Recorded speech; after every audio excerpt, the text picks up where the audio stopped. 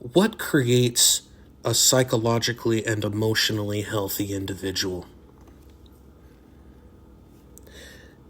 That's a question that deserves an answer in detail, but I'm going to sum it up just a little bit for sake of time. What creates a psychologically and emotionally healthy individual is the ability for them to think for themselves and to be able to exert their will. The ability to say no. The ability to express emotions that are unpleasant. And to have an environment that will teach them what they need to know in terms of skills and morality, but will also allow that person to individuate, to become their own person. I believe that the Church of Jesus Christ of Latter-day Saints, the LDS Church, the Latter-day Saint Church, does not do as good of a job as it could in fostering these things. The church has millions and millions of members, and therefore the church is responsible for a lot of these members in many, many different ways. A lot of members will look to the church for how to do particular things. And the church is a very top-down, centralized organization that gives an excessive amount of structure, an excessive amount of do's and do nots, where it doesn't really foster a child and adolescent's ability to choose for themselves. And I believe that parents that want to please the LDS Church go along with this. And I think a lot of it's on a deep emotional level. They're not fully able to question what's going on. And they might think that it's actually completely their choice why they're doing certain things. But in fact, the church in many cases is calling the shots. The church works through a lot of different avenues to be able to get people to follow certain avenues that the church wants them to engage in. And there are heavy doses of guilt and shame whenever someone doesn't do something that the church wants them to do. And this could be at multiple levels through high leadership, local leadership, and even parents that have all been programmed to follow the mission of the church and to get the child and adolescent to follow the mission of the church. Another thing that the church does is it will stop someone's access if that person does not fall in line with what the church wants them to do.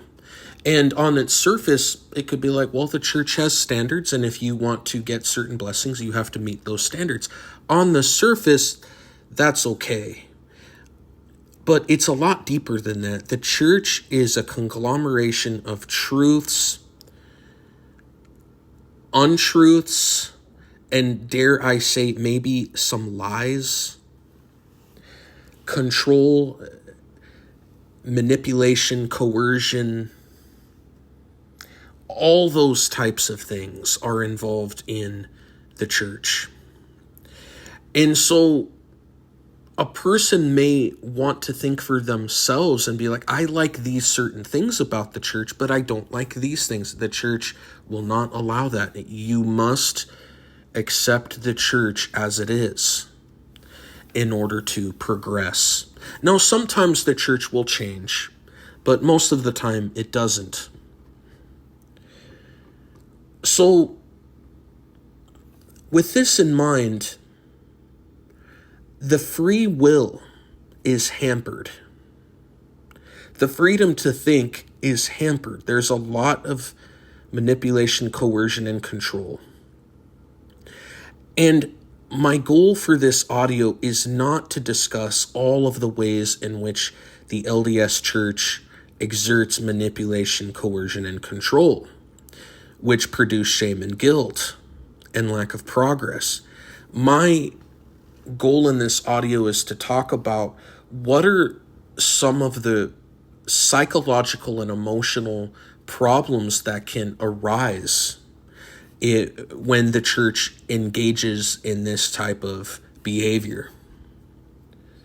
Well, children are emotional beings. They are a bundle of emotions that are ready to be expressed. And their emotions have to be honored in order for them to progress as a psychologically and emotionally healthy individual. So if their emotions are suppressed and their will cannot develop, where do all of those emotions go? They don't just disappear. They get suppressed and repressed into a child, into an adolescent who will later become an adult, and they'll develop patterns of behavior. And I think sometimes people don't realize that, because children are very, very resilient. They want to please their parents. They want to please their tribe. Mormonism is very tribal. And they're willing to, in many ways, take a lot of abuse. Not necessarily I'm not talking necessarily physical or worse abuse, although that can happen. I'm talking about emotional neglect and abuse. They will turn inward, or they will express their anger outward in a way that doesn't affect the church. It doesn't come back to the church or anyone affiliated with its teachings. The church is setting up the child for a lot of mental and emotional dysfunctions. And I hope to, in future audios, talk about what some of those psychological and emotional dysfunctions may be. But for sake of brevity, I'm going to just say that is one of the consequences of the Mormon Church doing those types of things, suppressing the will. The child and adolescent will become emotionally stunted, and that emotional stuntedness can come across in different ways. And I believe that a lot of parents in the Mormon Church are emotionally stunted because they were stunted when they were children, and they're not really fully aware of their stunting. And the church, I don't know if they're aware fully that what they're doing is creating an environment that fosters emotional stunting, but it's par for the course. The church has its ways of doing things. The parents fall in line, and it creates stunting. And either that stunting results in someone not having children of their own, or the stunting results in people having children and then emotionally stunting their children in different ways, unconsciously. I'm not suggesting any parent would consciously stunt their children on purpose. No, it's unconscious. The consequences of breaking down a child's ability to think and to exert their will on their own will create a generation of followers. I have noticed in my experience with Mormonism that there is a struggle with leadership. And I can tie that back to the way that the Mormon Church is structured. The Mormon Church strongly pushes to the point of breaking down somebody's will and free agency. They want people to conform. They want people to fall in line. And if that's the the way of doing things among the top leadership, that type of thinking is going to trickle down among the mid leadership, lower leadership, and yes, even to parents with their own children. They break down the will. And so what happens in a child and adolescent's life if they're not able to fully express their emotions, especially their negative ones, or if they have positive ones, they have to tamper it down, be reverent. They become emotionally stunted. They don't think for themselves. They learn that the way that you succeed in life is by following. And they are in for a very, very rude awakening when they start experiencing life. There's going to be a period of time in that person's life where they realize what the church taught did not prepare them for life. Being a good follower does not really equate to living the best life. No, I'm not suggesting that everyone can or should become a leader. I'm talking about being able to think for oneself, to navigate a very difficult environment in the world and come up with decisions that are best for themselves, and if they have a family, for them, their own family. That's very difficult to do. There's a lot of investment that needs to be made in a young person's life to get them to think for themselves, start exerting their will, fostering their strength, because they're going to need it to succeed in their life. And there are a lot of emotional and mental health problems in the Church of Jesus Christ of Latter-day Saints. And I can really tie it back to those things. Another thing, I'll add in one more before I close out this audio, is the church is so overly structured where it tells people how to live their lives on many, many facets. The member is encouraged to go to their bishop, read the scriptures, read the church magazines, pray, but they're conditioned that when they pray that they're going to get the answer the church wants them to have.